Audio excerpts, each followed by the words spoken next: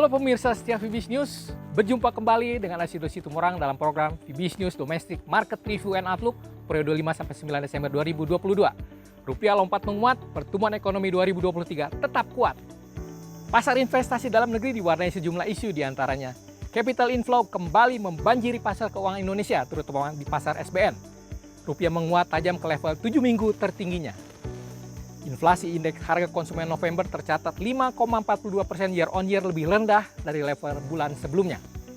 Bank Indonesia memperkirakan ekonomi Indonesia pada 2023 tetap kuat dan bertumbuh pada kisaran 4,5 hingga 5,3%. Minggu berikutnya isu prospek pemulihan ekonomi dalam dan luar negeri akan kembali mewarnai pergerakan pasar. Seperti apakah dinamika pasar hari-hari ini? Berikut detail dari Fibis News Domestic Market Review and Outlook untuk periode 5 sampai dengan 9 Desember 2022. IHSG secara mingguan turun 0,88% ke level 7.019,639. Terkoreksi di minggu ketiganya dengan adanya aksi profit taking investor terutama di saham sektor teknologi. Namun belum lepas juga dari area konsolidasi selama 6 minggu terakhir. Sementara itu bursa kawasan Asia umumnya variatif. IHSG berikutnya kemungkinan akan balik menguat di awal pekannya dengan mencermati sentimen bursa regional sepekan ke depan. Mata uang rupiah naik 1,56% ke Rp15.427 per dolar Amerika Serikat. Menguat signifikan di pekan keduanya ke level 7 minggu tertingginya. Sejalan dengan kuatnya aksi beli investor asing di pasar SBN senilai 8,8 triliun rupiah.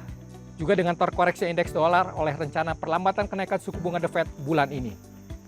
Untuk minggu depan, kurs US dollar terhadap rupiah diperkirakan akan rebound dari oversold-nya atau kemungkinan rupiah akan terkoreksi secara teknikal karena cukup jauh lompatannya. Harga obligasi rupiah pemerintah Indonesia jangka panjang 10 tahun terpantau berakhir naik secara mingguannya. Hal ini terlihat dari pergerakan turun yield obligasi dan berakhir ke 6,843% pada akhir pekan. Juga terjadi di tengah aksi beli investor asing di SBN. Sementara yield US Treasury terkoreksi di pekan keduanya. Indeks harga konsumen pada November 2022 terkendali dan masih berada di bawah perakiraan awal. Berdasarkan data Badan Pusat Statistik, inflasi IHK pada November 2022 tercatat rendah 0,09% month to month. Realisasi inflasi month to month tersebut didorong oleh deflasi kelompok volatile food sejalan dengan pola musimannya. Sementara itu inflasi kelompok inti dan administered price menurun. Dengan perkembangan tersebut, inflasi IHK secara tahunan tercatat 5,42% year on year lebih rendah dibandingkan dengan inflasi bulan sebelumnya yang mencapai 5,71% year on year. Bank Indonesia melaporkan bahwa di tengah gejolak ekonomi global yang belum mereda, ekonomi Indonesia terus menunjukkan ketahanan dan prospek yang baik.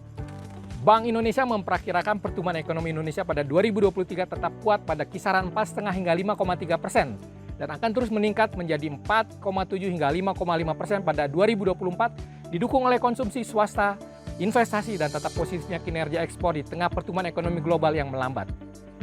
Inflasi indeks harga konsumen IHK diperkirakan menurun dan kembali ke dalam sasaran 3 plus minus 1% pada 2023 dan 2,5 plus minus 1% pada 2024 dengan inflasi inti akan kembali lebih awal pada paruh pertama 2023. Berdasarkan data transaksi 28 November hingga 1 Desember 2022, non-residen di pasar keuangan domestik beli neto 9,64 triliun rupiah, terdiri dari beli neto 8,76 triliun di pasar SBN dan beli neto 0,88 triliun rupiah di pasar saham.